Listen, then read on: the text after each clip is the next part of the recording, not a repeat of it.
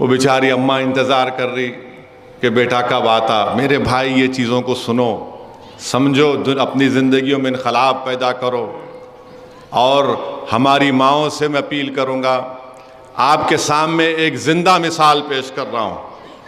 20,000 بچے غزہ میں شہید ہو گئے، 20,000 بچے غزہ میں شہید ہو گئے۔ آپ ایک عورت کا ویڈیو دکھاؤ میرے کو جو شکایت کر رہی ہے، ایک ماں کا ویڈیو دکھاؤ جو شکایت کر رہی ہے۔ سب یہی کہہ رہے ہیں حسبنا اللہ و نعم الوکیل انا للہ و انا الیہ راجعون۔ سب یہ کہہ رہے ہیں کہ میں نے مسجد اقصیٰ کے لیے اپنی اولاد کو قربان کر دیا۔ سب یہ کہہ رہے ہیں کہ ہم نے اس بربریت کے خلاف، ان ظالموں کے خلاف نہیں جھکنے کے لیے اپنی اولاد کو قربان کر دیا۔ اپنی اولاد کے اسی تربیت دو۔ یاد رکھو وطن عزیز میں بھی اگر ظلم بڑھے گا تو ان ماؤں کو اپنی اولاد کو اس طرح بہادر بنانا پڑے گا۔ 20,000 بچے مسجد اقصیٰ اور بیت المقدس کے لیے اپنی جانوں کو قربان کر دیا، اور ماؤں نے قربان کر دیا اپنی اولاد کو۔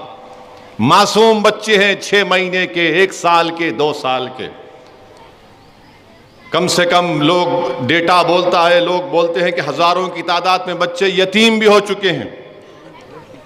آج الحمدللہ آپ سکون میں، امن سے اپنی زندگی کو گزار رہے ہیں۔ میری ان ماؤں سے، ان بہنوں سے، ان بزرگوں سے اپیل ہے کہ بھارت کی مسجدوں کو آباد رکھیے۔ ہر باپ کی ذمہ داری ہے کہ جب بچہ بڑا ہو جائے تو اپنے ساتھ اولاد کو صرف جمعے کے دن یا عید کی نماز میں یا رمضان میں نہیں بلکہ روز مسجد کو لے کر جاؤ۔ آپ، میں بار بار کہہ رہا ہوں مسجدوں کو آباد رکھو۔ میں جب یہ بات کرنا شروع کیا 1-1.5 مہینہ پہلے تو مجلس کے مخالفین نے کہا کہ اسد الدین اویسی جذباتی بات کر رہے ہیں، ڈرا رہے ہیں۔ ارے ظالموں، مسجد کو آباد کرنا میرا فریضہ ہے، اغیاروں کا نہیں ہے۔ مسجد کو آباد تو وہی لوگ کریں گے جو اللہ پر ایمان رکھتے، اللہ سے ڈرتے اور آخرت پر یقین کرتے ہیں، اور اللہ کے سوا کسی سے نہیں ڈرتے۔ تو اپنی مسجدوں کو آباد رکھو۔ دلی میں 600 سال پرانی مسجد کو شہید کر کے رکھ دیے۔ اب آپ دیکھ رہے تماشے جو ہو رہے ہیں کہ کس طریقے سے مسجد کو چھین لیا جائے۔ لوگ تنقید کرتے ہیں، مجھے پرواہ نہیں ہے اس کی، بھاڑ میں جائے وہ لوگ، میں تمہاری تنقیدوں سے اپنی زبان کو میں ہی بند کروں گا۔ تم اگر یہ سمجھ رہے ہو کہ مجھ پر گالی دینے سے، تنقید کرنے سے، وہ تو جھوٹ ہے۔ ارے خبر میں تم میری نہیں آؤ گے، آخرت میں تم میرا حساب کتاب تم نہیں کرو گے، اللہ کرے گا۔ میرے عزیز دوستوں اور بزرگوں، اس لیے اپنی مسجدوں کو آباد رکھو۔ اور ماں اور بہنیں، اللہ کے رسول صلی اللہ علیہ وسلم سے ایک صحابیہ نے پوچھا، رسول اللہ صلی اللہ علیہ وسلم مرد حضرات تو مسجد میں جا کے نماز پڑھتے، ہم کیا کریں؟ تو رسول اللہ صلی اللہ علیہ وسلم نے فرمایا کہ اگر آپ گھر میں نماز پڑھیں گے تو اسی طرح آپ کو ثواب ملے گا جو مسجد میں با جماعت جا کر نماز پڑھتا ہے۔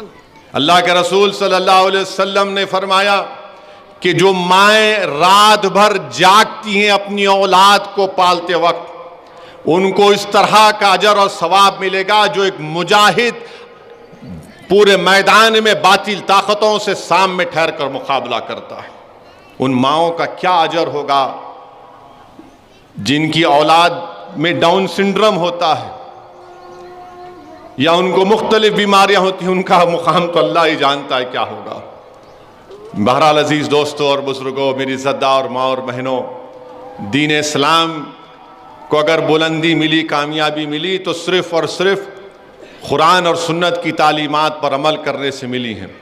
اسی لیے ہم تمام کو کوشش کرنا ہے۔ میں مفتی مستان صاحب کا شکریہ ادا کرتا ہوں، مبارکباد دیتا ہوں کہ انہوں نے آج اس خواتین کا ایک عظیم الشان اجتماع عمل میں لایا، اور یقیناً ہم آبادی کے 50% حصے کو کبھی بھی ہم چھوڑ نہیں سکتے۔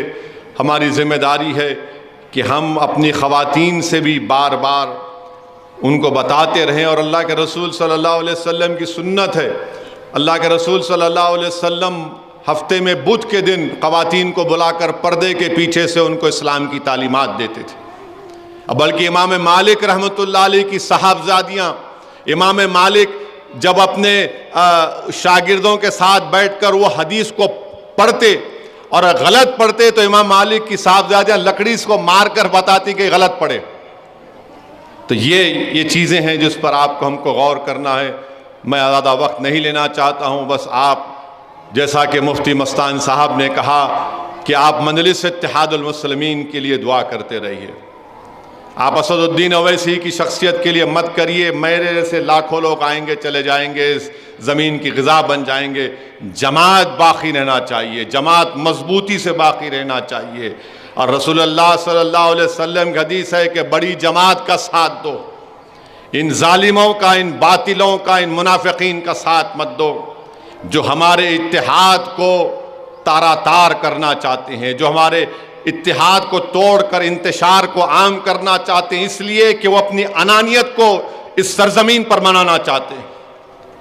وہ اجتماعیت کو نہیں بلکہ اپنی شخصیت کو، اپنی انفرادیت کو منانے کے لیے اتحاد کے دشمن ہیں یہ لوگ.